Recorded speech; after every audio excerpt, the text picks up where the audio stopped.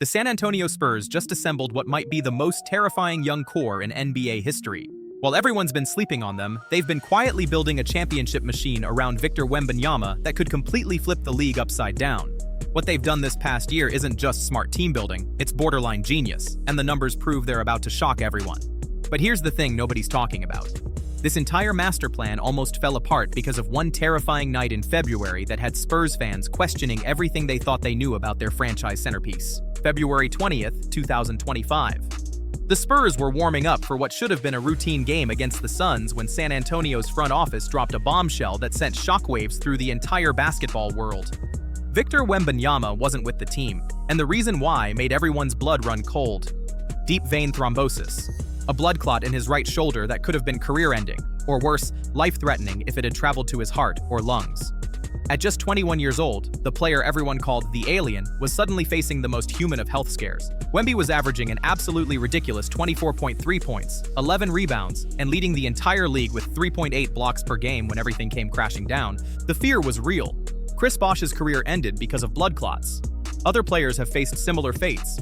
For months, nobody knew if Wembanyama would ever be the same, or if he'd even be cleared to play contact sports again.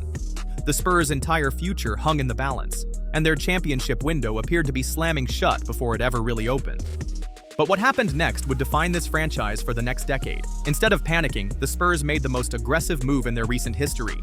While Wembanyama was sidelined dealing with his health crisis, San Antonio's front office was working behind the scenes on what would become the steal of the century. They had their eyes on Sacramento Kings star De'Aaron Fox, and they were about to pull off highway robbery in broad daylight. The trade that went down in February was absolutely insane when you break it down. The Spurs sent out Trey Jones, Zach Collins, and Sidy Cissoko, basically role players and salary filler, along with some future draft picks that weren't even guaranteed to convey. In return, they got a legitimate all-star point guard who was averaging over 25 points per game and had been carrying Sacramento on his back for years. Fox was exactly what Wembanyama needed. A lightning-fast guard who could create easy opportunities, take pressure off the big man, and actually knew how to run an offense at an elite level. The Kings basically gave away their best player for scraps, and every other team in the league was kicking themselves for not making a better offer. But here's where it gets even crazier. Fox only played 17 games with San Antonio before his own injury ended his season, but those 17 games were enough to convince everyone involved that this partnership was special. Even with limited time together, you could see the chemistry building, the way Fox's speed complemented Wemby's length, how defenses had no answer for their pick-and-roll combinations. The Spurs knew they had struck gold, and they weren't about to let Fox walk away. August 2025. Less than 6 months after acquiring Fox, the Spurs made it official with a contract that had the entire league talking. 4 years, $229 million. $250 million for a player they had barely seen play with their franchise centerpiece. This wasn't just a contract extension, it was a statement. The Spurs were all in on their vision, betting everything on the idea that Fox and Wembanyama could become the next legendary duo. But the timing made some people nervous. Fox was coming off finger surgery, Wembanyama was still recovering from his blood clot scare, and nobody really knew what this team would look like when everyone was healthy. Critics called it reckless spending. Analysts questioned whether Fox's game would even complement Wembanyama's unique skill set. Some wondered if the Spurs were just throwing money at the problem instead of building smart. But San Antonio's front office had done their homework, and they saw something that made this massive investment worth the risk. Fox brings exactly what championship teams need: elite speed, clutch gene, and the ability to take over games when everything's on the line. At 27, he's entering his prime years, and pairing him with a 21-year-old generational talent creates the perfect timeline for sustained success. But that wasn't the end of their master plan. Just when everyone thought the Spurs were done making moves, the 2025 NBA draft happened, and San Antonio found themselves in the most enviable position imaginable. They had the second overall pick, and everyone knew exactly who they wanted. Dylan Harper, the son of 5-time NBA champion Ron Harper, a 6'5" combo guard who had just dominated college basketball at Rutgers. 19.4 points, 4.6 rebounds, 4 assists per game while shooting an efficient 48% from the field. Scouts were comparing him to James Harden and Cade Cunningham, calling him a future all-star with the size and skills to impact winning immediately. But here's where things got controversial. The Spurs already had Fox locked up long-term and Stephon Castle fresh off winning Rookie of the Year. Adding Harper created what many called a backcourt logjam. 3 ball-dominant guards who all needed touches to be effective. Critics said it was poor roster construction, that the Spurs should have traded the pick or selected a wing player instead. Teams were calling San Antonio trying to trade up for Harper. The 76ers were reportedly offering packages to jump from 3rd to 2nd. The Nets were interested in moving up from 8th. Everyone wanted Harper, and the Spurs could have easily flipped the pick for immediate help or future assets. Instead, they shocked everyone by keeping the pick and selecting Harper anyway.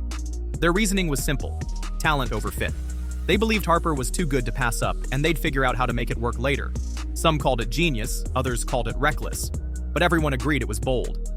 The draft night interview made it clear this wasn't going to be a problem.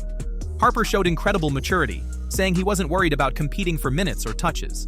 He compared his situation to James Harden's early years in Oklahoma City, where he came off the bench behind Russell Westbrook and Kevin Durant before becoming a superstar. Harper was ready to do whatever it took to win, even if it meant sacrificing individual statistics. But just weeks after the draft, Wembanyama found himself in the middle of a social media firestorm that had nothing to do with basketball. The NBA posted a birthday tribute to Karl Malone, celebrating his basketball achievements and Hall of Fame career. What happened next caught everyone off guard. Wembanyama reposted a meme that referenced Malone's troubled past, specifically his relationship with a minor back in 1983 that resulted in a child. The post went viral immediately. Some praised Wembanyama for calling out behavior that had been largely ignored by the basketball community for decades. Others criticized him for getting involved in controversies that happened before he was born. Social media exploded with debates about whether young players should be commenting on the legacies of retired stars. What made it even more interesting was the timing. Wembanyama was still recovering from his blood clot diagnosis, dealing with questions about his health and future. Instead of staying quiet and focusing on basketball, he chose to make a statement about something he felt was important. It showed a side of his personality that fans hadn't seen before, someone willing to take stands on difficult topics regardless of the potential backlash. The controversy died down eventually, but it revealed something crucial about Wembanyama's character. He's not just a talented basketball player. He's someone who thinks about the game's history and isn't afraid to speak his mind about uncomfortable truths. That kind of leadership and authenticity is exactly what championship teams need from their franchise players. But forget the drama and controversies for a minute. Let's talk about what the numbers actually say about this team's potential, because the statistical analysis will blow your mind. Advanced metrics and historical comparisons suggest that Wembanyama is on pace to achieve something that's never been done in NBA history. By his 3rd season, which would be 2025 to 2026, he could become the youngest player ever to win both MVP and Defensive Player of the Year. The current youngest MVP is Derrick Rose, who won at 22. Wembanyama would be just weeks younger if he wins next season. His defensive impact is already historically unprecedented. Leading the league in blocks while also stretching the floor from 3-point range creates matchup nightmares that opposing teams simply can't solve. Add Fox's elite speed and Harper's versatility, and you have an offensive system that could revolutionize how basketball is played. The spacing alone is ridiculous to think about. Wembanyama pulling defenders out to the 3-point line opens driving lanes for Fox that most point guards can only dream of. Harper's size and ball handling create mismatch opportunities against smaller guards. Castle's defensive versatility lets them switch everything without losing effectiveness. Statistical models that analyze team construction and player development timelines project the Spurs as a legitimate championship contender by 2026 to 27. That's not some distant future. That's next season. Most rebuilding teams take 5 to 7 years to become competitive. San Antonio might do it in 3. The Western Conference better be ready, because this young Spurs core is about to make life miserable for everyone else. Here's the timeline that should terrify the rest of the NBA. Next season, Wembanyama returns healthy and motivated after missing half of 2024 to 25. Fox gets his first full season to build chemistry with the franchise centerpiece. Harper and Castle develop their games while learning from veteran leadership. By 2026 to 27, Wembanyama hits his athletic prime. Fox is still in his peak years, and the young guards have matured into legitimate contributors. That's a championship window that could stay open for the next decade. Wembanyama is 21. Harper just turned 19. Castle is 20. Fox is 27 and locked up through 2030.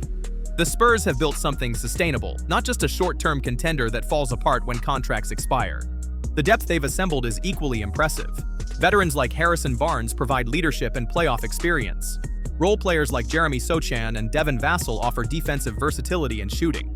The coaching staff led by Mitch Johnson understands how to maximize each player's strengths while covering their weaknesses. But perhaps most importantly, this organization has a track record of sustained excellence that few franchises can match. The Spurs' culture of consistency and professionalism creates an environment where young players develop faster and veteran players perform at their highest levels. When you combine that organizational foundation with this level of talent, you get something truly special. The scary part for everyone else is that the Spurs still have assets to improve. They own multiple first-round picks in future drafts. young players who could be valuable trade pieces, and the cap flexibility to add impact free agents when needed. This isn't a team that's maxed out their potential. They're just getting started. Championship teams usually need three things: a generational talent, elite supporting cast, and organizational culture. The Spurs have all three. Wembanyama is the generational talent. Fox and Harper provide the elite support, and San Antonio's winning culture ties it all together. By 2027, don't be surprised if we're looking at a Spurs team that's completely changed how we think about building championship rosters. They've proven that patience, smart trades, and strategic drafting can create something more powerful than any super team assembled through free agency. The rest of the NBA should be very, very worried about what's coming next in San Antonio.